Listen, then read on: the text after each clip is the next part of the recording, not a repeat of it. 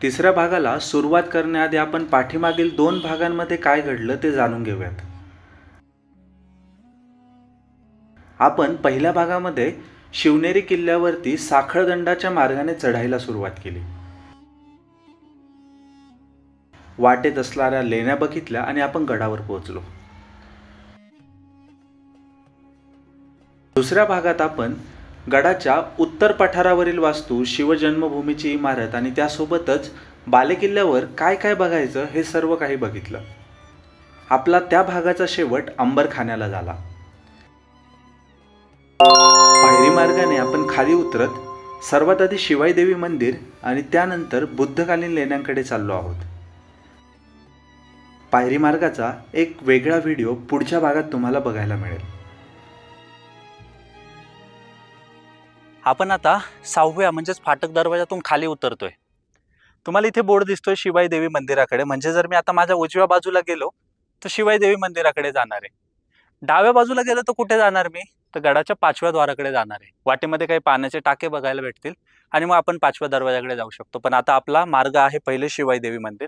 तर चला आता माझ्या पाठीमागे या, मी तुम्हाला मंदिराच्या पुढे एक प्रवेशद्वार आहे ते, आणि तिथून पुढे बौद्धकालीन लेण्या आहेत, सातवाहनांच्या काळातील लेण्या आहेत 2ऱ्या शतकातल्या, त्या दाखवण्याचा प्रयत्न करतो. आता आपण येऊन पोहोचलोय शिवाई देवी मंदिराच्या समोर.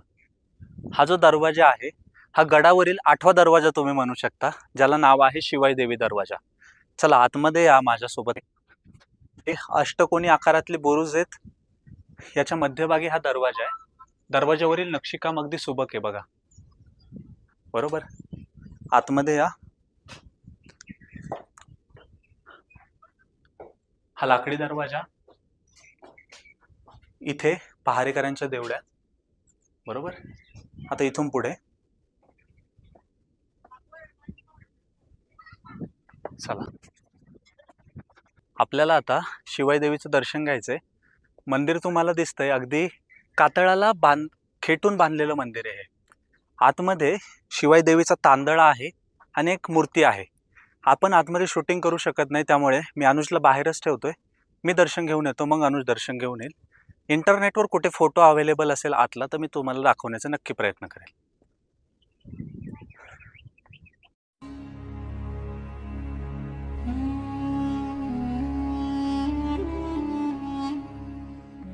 शिवाई देवी मंदिरापासून उजव्या बाजूची वाटे, दरवाजाच्या बाहेर आलं की उजव्या बाजूच्या वाटेने आपण बौद्धकालीन लेण्यांकडे जात असतो.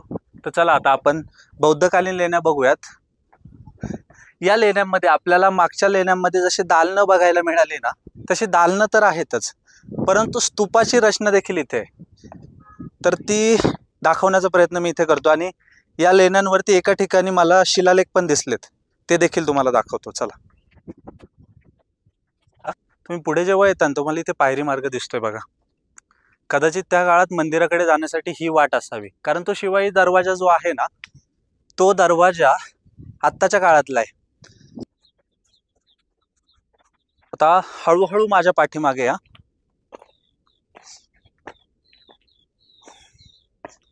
पाय जपून टाका. आत्ता येताय ठीक आहे, पावसाळ्यात जर आला ना तर तुम्हाला थोडीशी रिस्क आहे इथे येण्यासाठी. ठीक आहे, या आतमध्ये. इथे काय येतं बघा, एक छोटीशी खोली आहे. ही लेणी क्रमांक 1 म्हणू शकता तुम्ही. बरोबर, आता या लेणीच्या बाजूला इथे बघा, इथे लगेच शेजारी दिसतंय तुम्हाला. दिसतंय? ही कसली जागा ही मला अजून नाही कळाली. मी अंकाई टंकाईच्या भागामध्ये पण लेण्या बघितल्या, तिथे पण मला 1-2 ठिकाणी ही सिस्टीम बघायला मिळाली, पण काय आहे याचा अंदाज मला नाहीये. तुम्हाला माहित असेल तर मला नक्की सांगा. ओके, चला आता आपण दुसऱ्या लेणीकडे जाऊयात.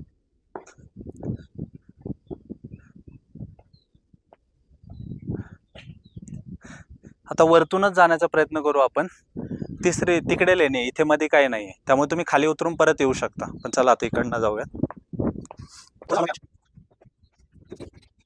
नाही, ही पण अपूर्ण लेणी आहे. या पुढे या थोडंसं. दिसतंय तुम्हाला? काहीच नाही.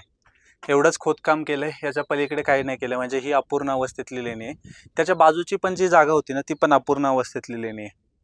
तर इथून खाली उतरता येते का बघूयात आपण. चला पुढे हळूहळू.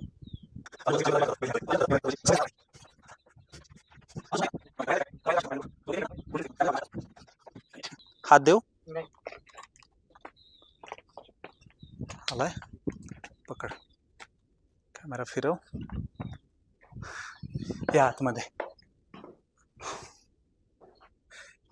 ही आतमध्ये आणखी एक कोरलेली दालन स्वरूपच लेणी आहे, बरोबर.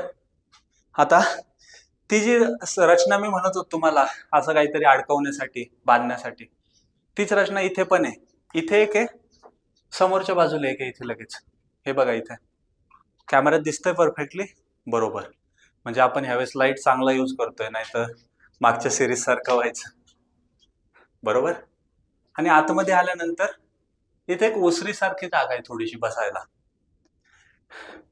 इथे खणण्याचा प्रयत्न सुरू होता, म्हणजे कदाचित दिवाबत्तीची जागा ही असावी, दिवा लावण्यासाठीची जागा, बरोबर. आता पुढच्या लेणीकडे जायचंय आपल्याला. पुढच्या लेणीकडे जायला आपण कडेकडेनेच जाऊयात.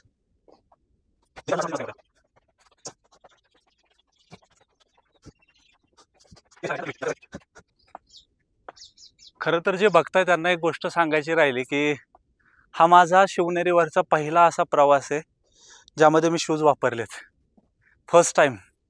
याच्या आधी 8 ते 9 वेळा मी शिवनेरी आलोय, पण एकदा पण चप्पल घातलेली नव्हती किंवा पायात काही नव्हतं. आणि प्रत्येक वेळी मला असा अनुभव आलाय भरपूर वेळा की मी जेव्हा खाली उतरतोय त्यावेळेस हिवाळ्यात जरी आलेलो असलो तरी पावसाचे थोडी का होईना एक रिपरिप यायची. आता आपल्याला तिथे जायचंय, पण तिथे जाण्यासाठी रस्ता मला शोधावा लागेल. त्याच्यामुळे आपण पुढे जाऊन तिकडे जाता येतं का बघूयात. चला. रस्ता आहे पण रिस्क खूप आहे, असं का वाटतंय मला. तिथे जाऊ शकतोय आपण. पहिले ही बघूयात आणि मग तिकडे जाऊयात.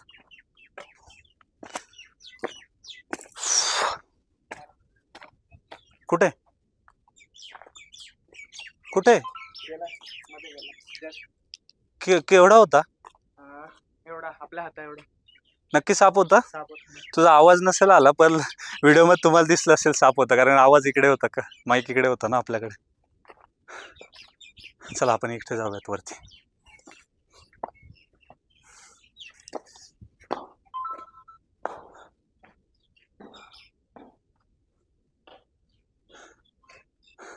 पुन्हा एकदा एक दालनच म्हणावं लागेल. या दालनाची वैशिष्ट्य म्हणजे इकडे बघा रे, तिकडे कुठे, या बाजूला आहे हा शिलालेख. कुठली भाषा आहे मला नाही माहिती. एखाद्याला कुठे संदर्भ सापडला तर कमेंट बॉक्समध्ये सांगा. मला संदर्भ सापडला, मला वाटतं प्रके घाणेकर सरांनी काही दिले शिलालेख, त्यामध्ये याचा जर उल्लेख असेल तर मी 100% तुम्हाला स्क्रीनवर दाखवता येतो काय आहे नक्की याचा अर्थ. खालच्या बाजूला अपूर्ण श्रेणीत नाहीये म्हणा, पण काही कंप्लीट आहे, थोडीफार इनकम्प्लीट म्हणू शकता. अशा प्रकारची लेणी आहे. आता चला बाहेर या, पण हळूहळू पुढे जाऊयात. हळूहळू या फक्त.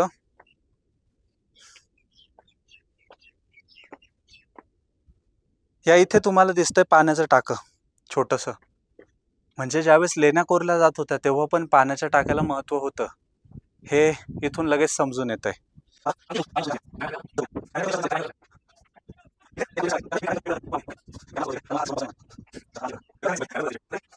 आता ही पण रचना काय आहे तर हे विहार आहेत एक प्रकारे, जिथे दालन, जिथे राहू शकतात, म्हणता येईल तुम्ही ध्यानासाठी बसू शकता अशी जागा. हे छोटंसं दालन आहे इकडे. इथे एक ओसरी सारखी जागा बनवली, कडेला ओटा. त्या बाजूने पण आहे, तिकडे पण दाखव एकदा पाठीमागे, दिसतोय.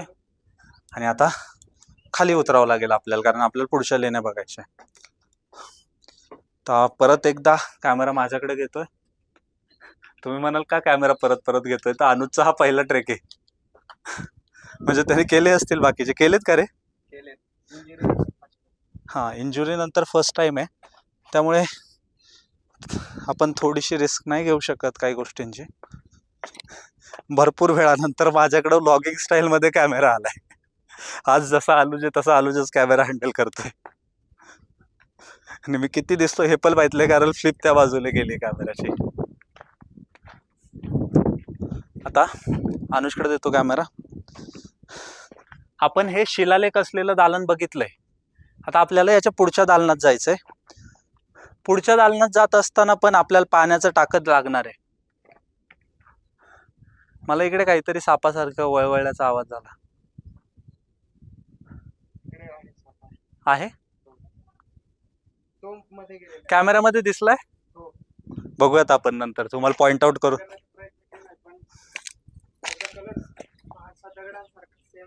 ओके. अनुज म्हणतोय की दगडांसारखा कलर होत त्यामुळे दिसला नसेल जास्त. तर हे बघा, त्या बाजूला एक पाण्याचं टाकं दिसतंय. इथे पण 2 पाण्याची टाकी आहेत, त्यामुळे वर जाण्याची गरज नाही काही. पाण्याची टाकी आहेत फक्त. आणि तिथे एक इनकम्प्लीट लेणी आहे जी अजून कोरलेली नव्हती, अपूर्ण राहिलेली. आणखी एक पाण्याचं कोरीव टाकं. बट यातलं शेवाळ बघा ना, हिरवं नाही दिसत आहे, ते अक्षरशः पिवळं दिसतंय त्या कोपऱ्यातलं. आणि त्याला निऑन शेड आले. हा, ते आपल्या स्कूटीचा जो कलर आहे त्याप्रमाणे रेझेड वाल्या कलर सारखं अगदी. आता ही एक महत्वाची लेणी आहे, त्यामुळे आपण इथे आपला जितका जास्त वेळ देता येईल हिला समजून घेण्यात तितका द्यायचा प्रयत्न करूयात. पण तुम्हाला एक दिसेल की एक स्पिलर सारखी रचना आहे कॉर्नरला, आणि त्याच्या वरच्या बाजूला आडवी जी पट्टी आहे, थोडंसं पुढे जा, आडवी पट्टी दिसते तुला, कलर केल्यासारखी वाटते थोडीशी बघ. त्या पट्टीवरती शिलालेख आहे एक. बर, राईट. आता तो पिलर तुम्हाला करेक्ट दिसत नव्हता. आता तुम्हाला तो पिलर दाखवू का? राईट साईडला बघा, दिसतोय पिलर. असा पिलर होता या स्तूपाला, या लेणीला. या लेणीमध्ये काय आहे तर आतमध्ये स्तूप आहे. चला, स्तूप पण बघायचं आहे आपल्याला. या आतमध्ये ही भव्य दिव्य अशी रचना स्तूपाची. हे आर्किटेक्चर काहीतरी वेगळंच असतं स्तूपांचं. प्रत्येक बौद्ध लेणीमध्ये आपल्याला स्तूप हे बघायला मिळतात. आवाज थोडासा इको होत असेल, कारण पूर्ण पॅक लेणी ही, बरोबर. आता मी एकदा फक्त मागे जाऊन बघतोय. पर्यंत आपण शिवनेरीवर आल्यानंतर भरपूर हे बघितले, भरपूर दालनं बघितले, लेण्या बघितल्या, पण स्तूप आपण पहिल्यांदा पाहिलाय. ज्या पूर्वेकडील लेण्या होत्या, आपण जी सुरुवात केली त्याच्यामध्ये पण स्तूप आहे असं सांगितलं जातं, परंतु आपण त्या लेणीपर्यंत पोहोचू शकलो नाही. माहित नाही ती किती पुढे आहे. आता या स्तूपाच्या शेजारी आपल्याला दुसरी लेणी बघायला मिळते, जिचं प्रवेशद्वार बाहेरून पण आहे, पण आपण आतून जाऊयात. लगेच या माझ्या पाठीमागे. इथे दिसतंय, इथे कुठल्या तरी देवतेची मूर्ती आहे. शेंदूर फासलाय म्हणजे देवता असणार, पण काय आहे हे दगडात कळत नाहीये. तुम्हाला कुणाला माहिती असेल ही कशाची मूर्ती आहे तर आम्हाला नक्की कमेंट बॉक्समध्ये कमेंट करून सांगा. भरपूर साऱ्या गोष्टी अशा आहेत की ज्या शिवनेरीच्या मलाही माहीत नाही, अनेक इतिहासाची पुस्तके वाचूनही समजलं नाही. त्यामुळे जे काही गावकरी समजत असतील त्या गोष्टी मला कमेंट बॉक्समधून तुमच्याकडून कळू द्या, ज्या मी पिन करून लोकांना सांगण्याचा नक्कीच प्रयत्न करेल. चला आता इथून बाहेर येऊयात.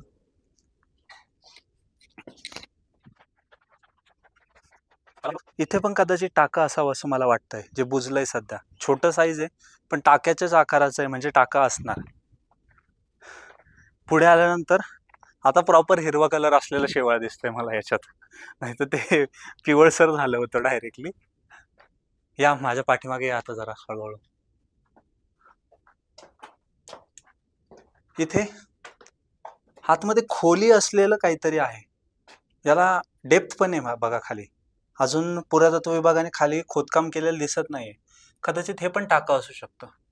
आणि याच्या बाजूलाच दालन आहे, हे प्रॉपर दालन आहे, याचं काही दालन शिवाय दुसरं काही असू शकत नाही. आणि इथे बाहेर ओसरी बसण्यासाठी. आता आपण शिवनेरीच्या या बाजूच्या एका बुरुजावर जाऊयात.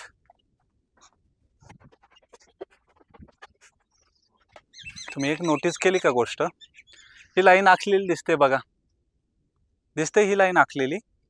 आडवी लाईन आहे ना, याच लाईन मध्ये बरोबर लेण्या कोरलेल्या आहेत सगळ्या. पुढे पण बघा, तिथपर्यंत सगळी लाईन तशीच आहे. कॅमेऱ्यात दिसते की माहित नाही, पण डोळ्यांना आम्हाला स्पष्ट दिसते. हीच लाईन इकडे पण जाते बघा, या बाजूने दिसते.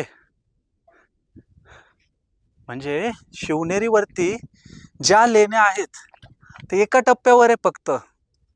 त्यांची लेवल हाईट एकाच हाईट वरती ह्या लेण्या बांधल्यात. काय कलाकुसर असेल त्या काळामध्ये. त्या ठिकाणांपर्यंत पोहोचण्याचा मार्ग पण कसा बनवला असेल. अजब आहे गोष्टी खरंच.